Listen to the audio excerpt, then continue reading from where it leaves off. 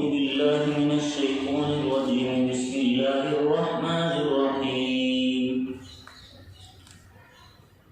واضرب لهم مثل الرجلين جعلنا لأحدهما جنتين من أعناب وحفظناهما بنخل وجعلنا بينهما زرعا كلتا الجنتين آتت أكلها ولم تظلم منه شيئا وفجرنا خلالهما نهرا وكان له ثمر فقال لصاحبه وهو يحاوره أنا أكثر منك مالا وأعز نفرا ودخل جنته وهو ظالم لنفسه قال ما أظن أن تبيد هذه أبدا وما أظن الساعة قائمة ولئن رددت إلى ربي لأجدن خيرا منها منقلبا قال له صاحبه وهو يحاوره أكفرت بالذي خلقك من تراب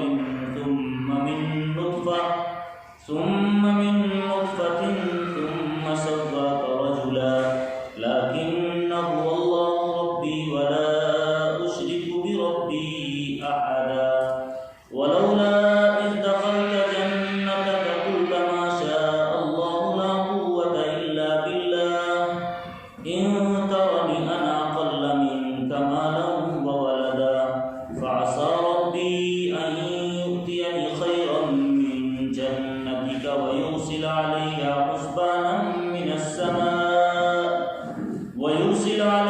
حسبانا من السماء فتصبح صعيدا زلقا أو يصبح ماؤها غورا فلن تستطيع له طلبا وأحيط بثمره فأصبح يقلب كفيه على ما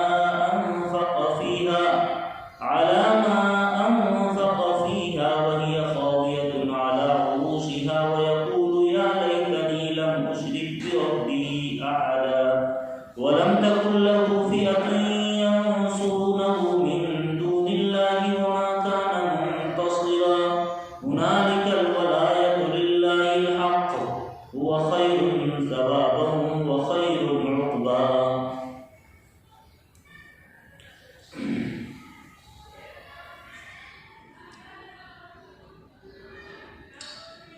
سورۃ الکہف کی یہ چند آیات تھی جس میں اللہ تبارک و تعالیٰ نے دو دوستوں کا تذکرہ فرمایا. ان کا ترجمہ یہ ہے اور ان کے سامنے ان دو شخصوں کا تذکرہ کیجیے جن میں سے ایک کو ہم نے انگور کے 2 باغات دیے رکھے تھے اور ان کو کھجور کے درختوں سے گھیر رکھا تھا اور ان کے درمیان کھیتیاں تھیں. دونوں باغات نے خوب پھل دیے, کوئی کسر نہ چھوڑی, اور ان کے درمیان ہم نے نہریں جاری کر رکھی تھی اور خوب پیداوار ہوتی تھی. تو اس نے اپنے ساتھی سے باتیں کرتے ہوئے اور ڈینگے مارتے ہوئے کہا کہ میرے پاس تم سے زیادہ مال ہے اور تم سے زیادہ افرادی قوت ہے. اور وہ اپنے تکبر اور دنیا داری کے نشے میں اپنے باغ میں گیا اور اترا کر کہنے لگا کہ میں نہیں سمجھتا کہ میرا یہ باغ کبھی تباہ ہوگا اور مجھے قیامت کے آنے میں یقین نہیں ہے, اور اگر مجھے اپنے رب کے پاس جانا بھی پڑا تب پلٹ کر مجھے اس سے بھی شاندار باغات ملیں گے. اس کے ساتھی نے بات کرتے ہوئے کہا کیا تم اپنے خالق کا انکار کرتے ہو جس نے تمہیں پہلے مٹی پھر نطفے سے پیدا کیا پھر تمہیں ایک مرد بنا کر کھڑا کر دیا؟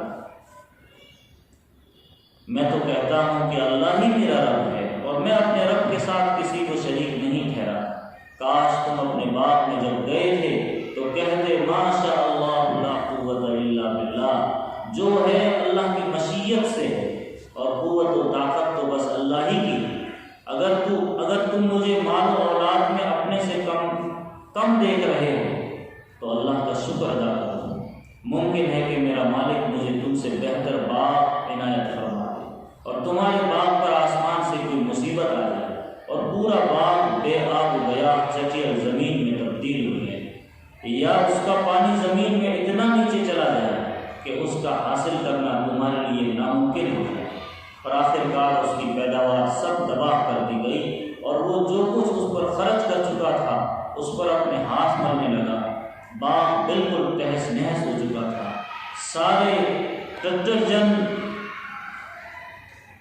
پر انگور کی بیلیں چڑھی تھی، نیچے تباہ حال پڑے تھے، اور وہ کہہ رہا تھا کاش میں نے اپنے رب کے ساتھ کسی کو شریک نہ کیا ہوتا۔ اور پھر اس کا کوئی گروہ اور جتھا نہ تھا جو مدد کو آتا اور اللہ کے عذاب سے بچاتا، نہ خود وہ اپنی مدد کی پوزیشن میں تھا۔ اب وہاں صرف اللہ پر حق کی حکمرانی تھی، وہی بہتر بدلہ دیتا ہے اور وہی اچھے انجام سے نوازتا ہے۔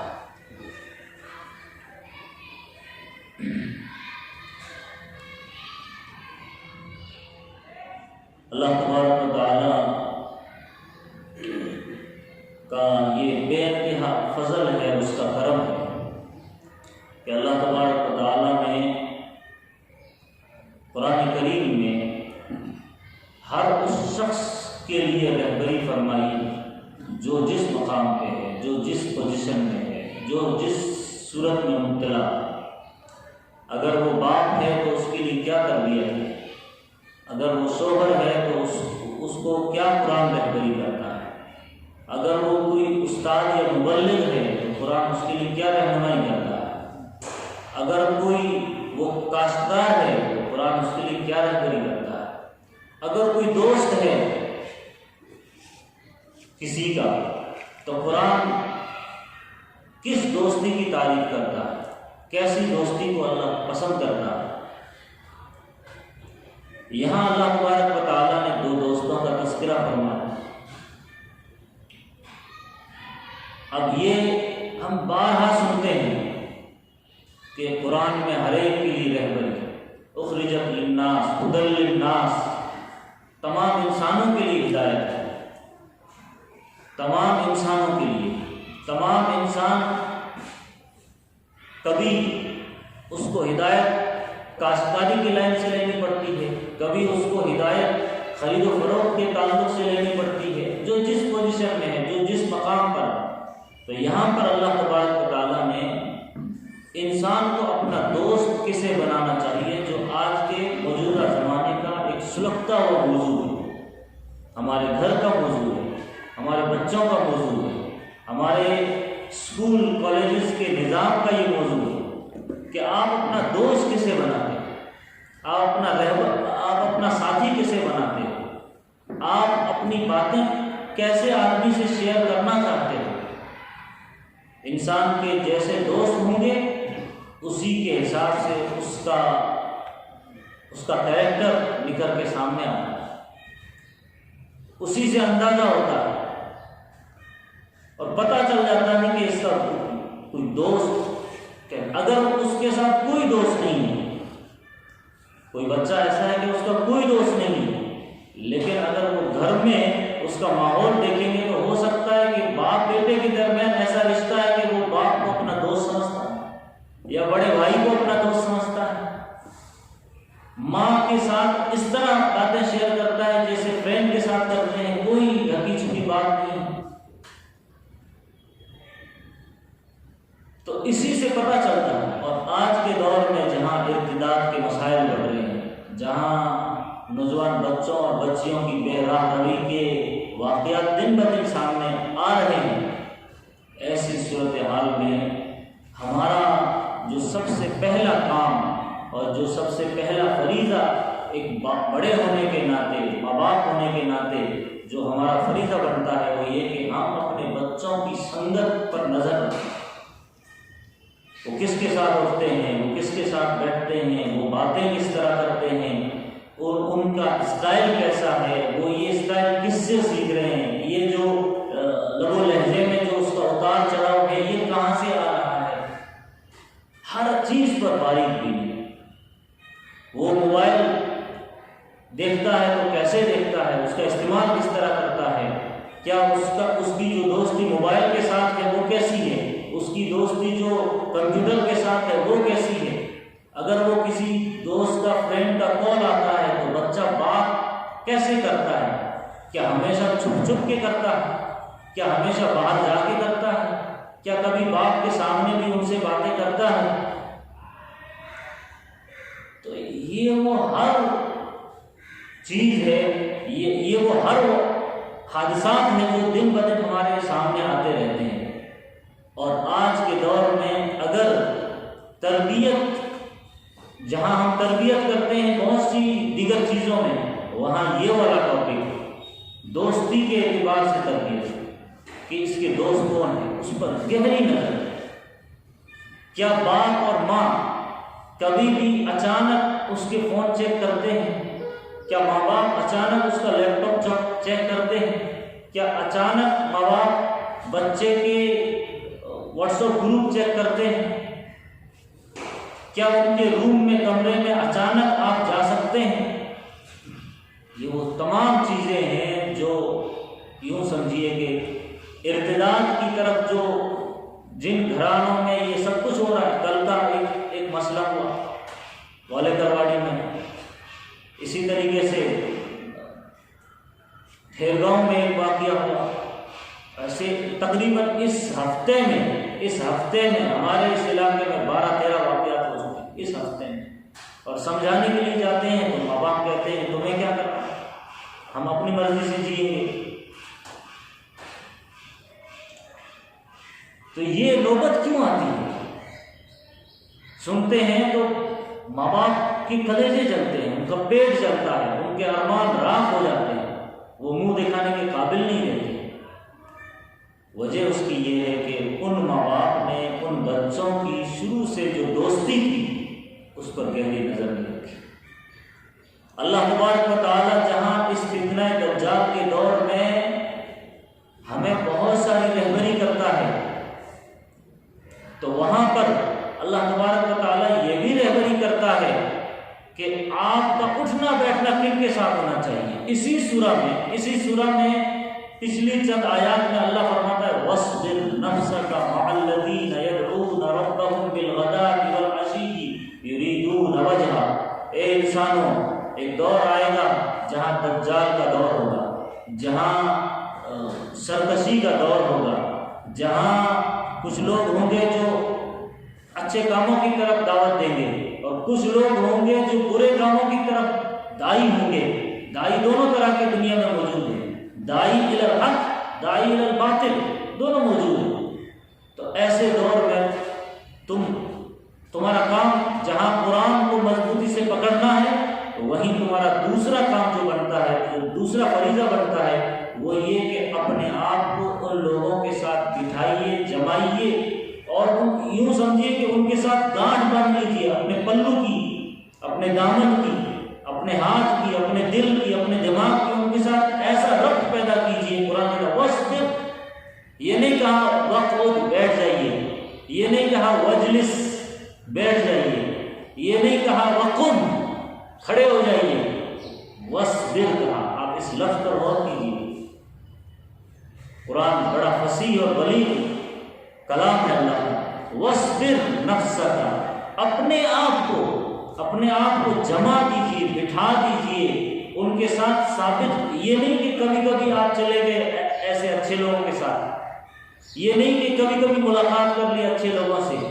یہ نہیں کہ کبھی کبھی کال کر لیا، کبھی کبھی فون پر کوئی مسئلہ آیا تو پوچھ لیا، بلکہ قرآن کہتا ہے وَاصْبِرْ، آپ اتنا جمع دیجیے، اپنے آپ کو انہی کے ساتھ کر دیجیے، تب ہو سکتا ہے، ممکن ہے کہ آپ فتنہ دجال سے اور ان غلط کاموں سے اور دنیا کے ان پرفتن دور میں ان حالات سے، ان حوادثات سے بچ سکیں۔ وَاصْبِرْ نَفْسَكَ مَعَ الَّذِينَ، ان لوگوں کے ساتھ جن کا کام یہ ہے جو صبح و شام اللہ کی تسبیح بیان کرتے ہیں، اللہ کی صدا لگاتے ہیں، اللہ کو پکارتے ہیں، جن کو دیکھنے سے اللہ یاد آتا ہے، جن کی صحبت اختیار کرنے سے آپ کا دل نرم پڑتا ہے، جن کے ساتھ بیٹھنے سے آپ کے دل و دماغ پر نورانیت مرتب ہوتی ہے، آپ کا دل ایک نرم ہونے لگتا ہے، خدا کی طرف گامزن ہونے لگتا ہے، غلط کاموں سے بچنے کا عزم اپنے اندر پیدا ہونے لگتا ہے۔ ایسی مجلسوں میں بٹھائیے، ایسے لوگوں کے ساتھ بٹھائیے، ایسے دوست بنائیے۔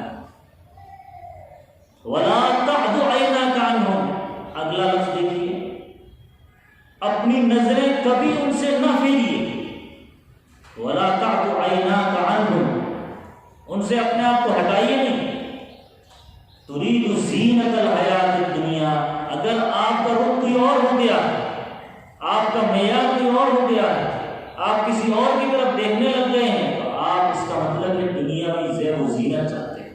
تو ترید زینت الحیات الدنیا ولا تطع من اغفلنا قلبه عن ذکرنا. اللہ فرماتے ہیں کہ ایسے لوگوں کی بالکل پیروی نہ کیجیے، ایسے لوگوں کی باتوں میں بالکل نہ آئیے، ایسے لوگوں کی باتوں میں بالکل نہ پھنسیے جن کے دلوں کو ہم نے اپنی یاد سے غافل کر دیا. ہو سکتا ہے کہ پل بھر میں آپ کو ان کی باتیں اچھی لگے، لیکن وہ اچھی باتیں، پیاری پیاری باتیں کر کے آپ کو کہاں لے جا کر کھڑا کر دیں گے آپ کو نہیں پتا. واتبع ہوا، جو خواہشات کے پیچھے چلتے ہیں ان کی باتوں میں نہ آنا. وکان امرہ فرطا، جن کا معاملہ حد سے گزر گیا.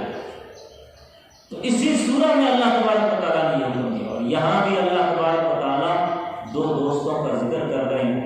روایت میں آتا ہے کہ یہ بنی اسرائیل کے زمانے کے دو دوست تھے. بعض روایات میں آتا ہے کہ یہ جو دوست تھے قبیلہ بنو مخزوم، عرب میں قبیلہ تھا. ایک دوست کا نام ابو سلمہ اور دوسرے کا نام اسود. قبیلہ مخزوم سے دونوں تعلق رکھتے تھے. تو بعض الگ الگ روایتیں ملتی ہیں، لیکن یہ کوئی خاص ایک ہی دو دوستوں کے تعلق سے یہ آیات نہیں ہے، یہ عام ہے، مطلق، جس میں ایک دوست کو اللہ تبارک و تعالیٰ نے بہت مال دیا، بہت جائیداد دی تھی. اب دیکھیے دوسرا ساتھی جو اسے ملا ہے، دوسرا دوست جو اسے ملا ہے، وہ بار بار سمجھا رہا ہے، اور سمجھاتے وہ یہ باتوں میں کہہ رہا ہے.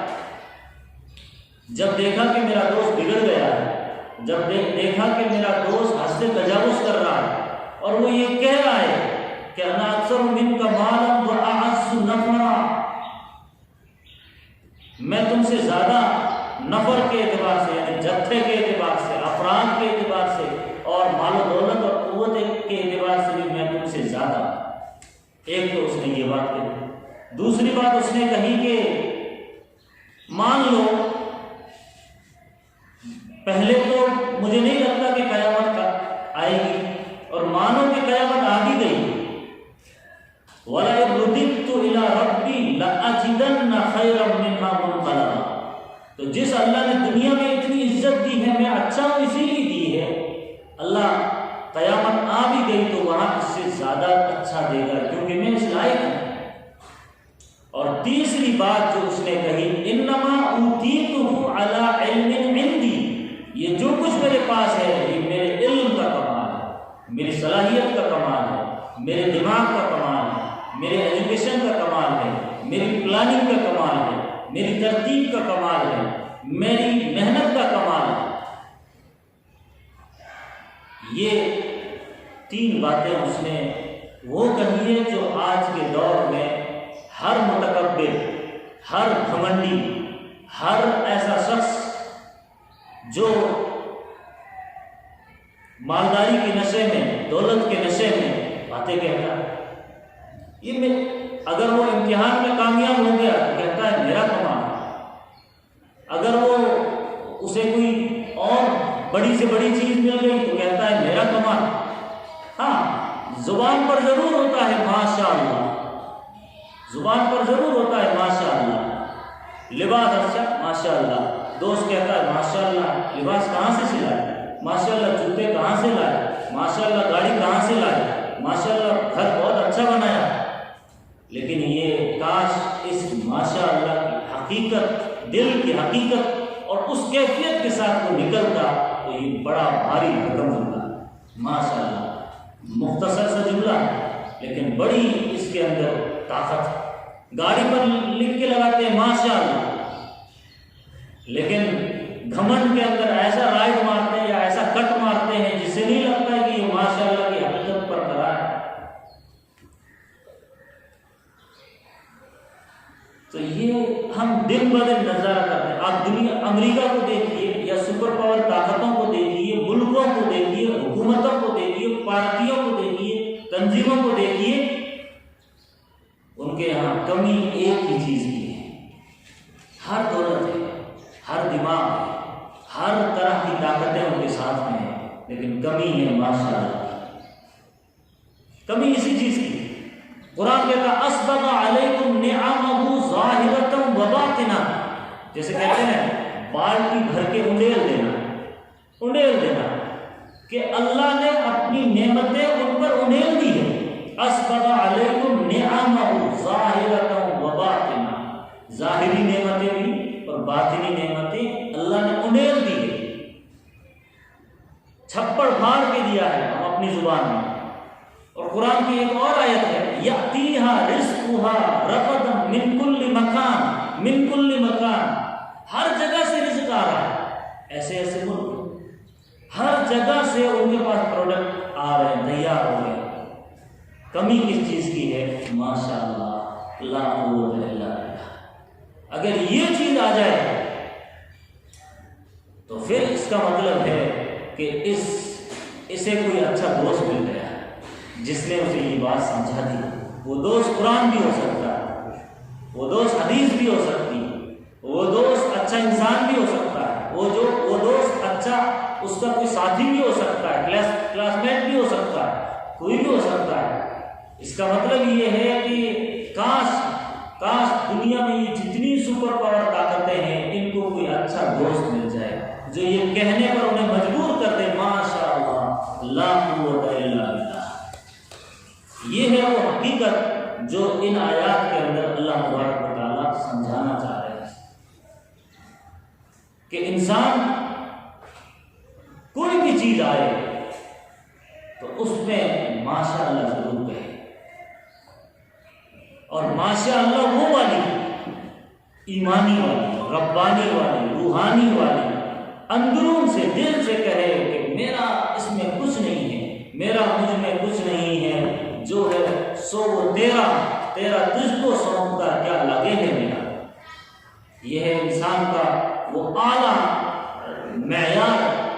جب ایمان بنتا ہے، جب اس کا دل بنتا ہے، جب اس کے دل کے اندر اللہ کی عظمت بیٹھ جاتی ہے، تب ہر بات کو اس کا دل سے نکلتا ہے ماشاءاللہ میرا. پھر اس کے منہ پر کوئی تعریف کرے اسے اچھی نہیں لگتی، اس کے منہ پر اس کی کوئی تعریف کرے اسے اچھی نہیں لگتی. پھر وہ نظریں جما لیتا ہے، پھر وہ نظریں جھکا لیتا ہے کہ کاش یہ میرے منہ پر میری تعریف نہ کرے. کیوں؟ اس لیے کہ جو کچھ ہے اللہ کی طرف سے. اللہ نے آج ادھر بٹھایا، وہ چاہتا تو ادھر بٹھا دیتا. اللہ نے آج اوپر والا ہاتھ دیا ہے، سامنے والے کا ہاتھ نیچے والا ہے، لیکن وہ چاہتا تو ادھر بٹھا سکتا تھا، وہ چاہتا تو ہمارا ہاتھ نیچے ہو سکتا تھا. کبھی ہم کار سے جاتے ہوئے، گاڑی سے جاتے ہوئے چوراستے پر، چوک پر جو بچیاں کھڑی رہتی ہیں، جو غریب غربا آ کے مانگتے ہیں کٹورا لے کر، جب ہم دیتے ہیں تو اس وقت ذرہ برابر دل میں بڑائی نہ آنے دیں، تکبر نہ آنے دیں کہ میں 10 دے رہا ہوں، میں 20 دے رہا ہوں، میں 50 دے رہا ہوں، میں 100 دے رہا ہوں. اس وقت خیال یہ ہو کہ اللہ نے دیا ہے، ورنہ میری حیثیت کیا ہے، میری مجال کیا ہے، میری اوقات کیا ہے. میں اپنے رب کا کتنا ہی شکر ادا کروں وہ کم ہے. میں 1000 شکر سجدہ شکر بجا لاؤں وہ کم. میرے رب کا یہ کمال ہے جس نے مجھے اس پوزیشن میں کھڑا کیا. میں ایک واقعہ سنا کر اپنی بات ختم کرتا ہوں، شاید میرا ٹائم بھی ہو گیا. عام طور پہ میں واقعات پر بھروسہ نہیں کرتا، نہ واقعات سنانے میں انٹرسٹ لیتا ہوں، لیکن یہ واقعہ کیونکہ میرے استاد سنایا کرتے تھے اس لیے مجھے یہ بہت اچھا لگتا ہے، دل کو چھوتا ہے. سلطان محمود غزنوی کا غلام ایاز، اس پر الزام لگا کہ یہ جو ایاز ہے یہ روزانہ شام کو سونے سے پہلے الماری کھولتا ہے، اپنی جو بھی وہ صندوق ہے، باکس ہے، اس کو کھولتا ہے، اس میں چیک کرتا ہے، پھر بند کرتا ہے، پھر سوتا ہے۔ اس کا مطلب اس کے صندوق میں، باکس میں کوئی نہ کوئی خزانہ ہے، اور وہ چیک کر کے سوتا ہے۔ بادشاہ کے خزانے میں سے چرایا، بادشاہ نے دربار لگایا اور ایاز کو بھی بلایا، الزام لگانے والوں کو بھی بلایا، اور سب کے سامنے ایاز سے پوچھا کہ ایاز کیا معاملہ ایسا ہی ہے کہ تو روزانہ چیک کرتا ہے؟ کہاں چیک کرتا؟ کہاں اس کی چابی مل سکتی ہے؟ کہاں مل سکتی ہے؟ چابی دے دی اور لوگوں کو ساتھ میں بھیج دیا، جاؤ چیک کر کے لاؤ، اور وہ الماری میں سے جو بھی سامان تھا اٹھا کر کے لا کے سامنے وہاں پہ رکھ دیا۔ تو بادشاہ دیکھ کر دنگ رہ گیا، حیران رہ گیا کہ ایاز یہ تھا، اسی کو دیکھتا تھا؟ کہاں، یہ تو ایک لنگی ہے، ایک پاجامہ ہے، اور پھٹی پرانی ایک جوتی ہے، ایک کرتا ہے، ان کو دیکھتا تھا؟ کہاں، انہیں کو دیکھتا تھا۔ کیوں دیکھتا تھا؟ تو اس وقت جو ایاز نے جو بات کہی، وہ ہر نوجوان نے، ہر بیٹے نے جو ترقی کر چکا، ہر اس نوجوان نے جو بڑی پوسٹ پر پہنچ چکا ہو، اس نے یاد رکھنا چاہیے۔ ایاز نے یہ کہا کہ بادشاہ سلامت، میں گاؤں سے آیا تھا اور میرے ماں باپ بڑے غریب تھے، میرے گاؤں والے سب غریب تھے، جاب بھی، نوکری کی تلاش میں تھا، پاس میں کچھ نہیں تھا، اور جس ٹائم آیا تھا اس ٹائم میرے جسم پر یہ کرتا اور یہ پاجامہ، یہ جوتی تھی، اس کے علاوہ میرے پاس کچھ نہیں تھا۔ یہ بادشاہ سلامت، یہ آپ کی کرم فرمائی ہوئی، یہ آپ کا احسان ہوا کہ آپ نے مجھے آج شاندار جوڑا بھی دیا، آج شاندار لباس بھی دیا، آج شاندار کھانے بھی دیے ہیں، جو میں ہر مزے کی نعمتوں میں لطف اندوز ہو رہا ہوں۔